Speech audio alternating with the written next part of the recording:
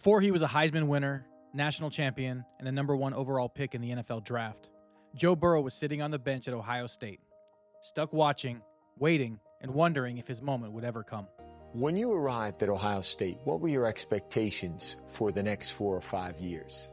Yeah, they had a loaded quarterback room. Braxton Miller, JT Barrett, Cardale Jones. I'll sit for 2 years. JT will leave for the NFL, and then I'll have a great career there. And that's just not how it worked out. Who was the first person you told you were leaving Ohio State? Coach Meyer. What was the conversation like with Urban? It was pretty emotional.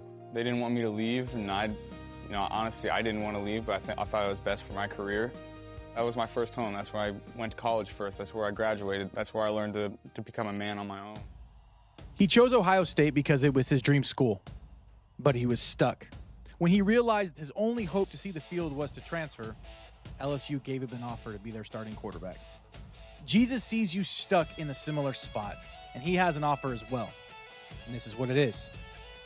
Lay down who you want to be and discover who he says you are. Jesus isn't offering an applause. He's offering you an identity. One that you don't have to earn, you only have to receive it because it's written in you. You were created on purpose by a Father who knows you. He knows you don't belong on the bench. He knows the place he prepared for you. But are you willing to transfer? Are you willing to let go of the dream you've built to step in the one that you were born for? Things like fear, failure, and just this culture of constant comparison and expectation will have you stuck trying to keep up. But you were never made to keep up. You were made to stand out. You weren't made for the bench. You were made for the playing field. Jesus isn't waiting for you to prove yourself or get everything together. He already extended the offer by dying on the cross. In the kingdom, entering the transfer portal, if you will, doesn't begin with fixing your behavior. It begins when you hear your name. And you'll hear your name when you call on the name above all names, Jesus Christ. Because when you call on his name, you discover who you are. And that's what it means to be born again. You see, fear is a head coach that only calls the plays to protect you, not to set you free, not to turn you loose, not to turn you into who you were created to be from the very beginning. You don't want fear calling the plays in your life. And I'm just not talking about theology, that's biology speaking also.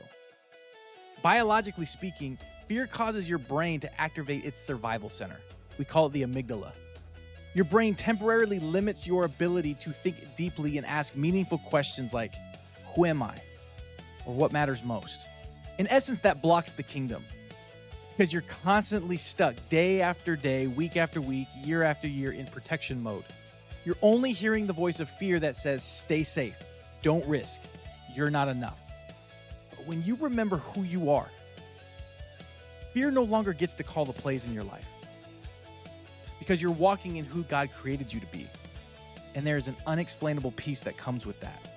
And when you're at peace, your nervous system shifts into this calm, regulated state where your body can relax, your thinking can clear, and your true self, the name that God has always called you, begins to surface.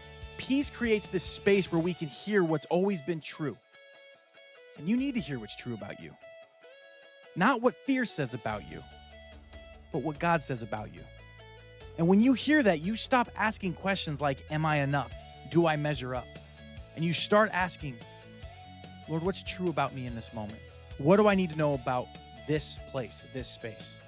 I don't know exactly what the Lord's going to say to you, but I do know that when you ask him what's true about me, he's going to tell you that you are loved, that you are called by name, and created for a purpose.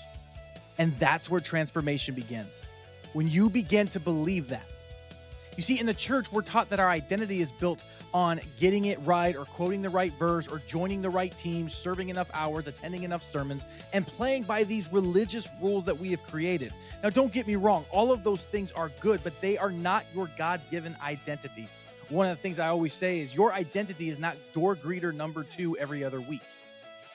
Jesus teaches that love isn't just something that God does, it's who he is. So this follows you into every aspect of your life. Love is the Father's identity, and your existence began in that perfect love before fear disconnected humanity from him. Perfect love casts out fear, according to 1 John 4:18. And that's where identity starts. See, it's not in what you do, but in who you're loved by. A love so deep that God gave his only son so that you could live fully reconnected to who love created you to be, not only now, but forever. Perfect season, national championship. As they say in the bayou, laissez la bonne temps rouler. Let the good times roll. LSU sits on the throne of college football.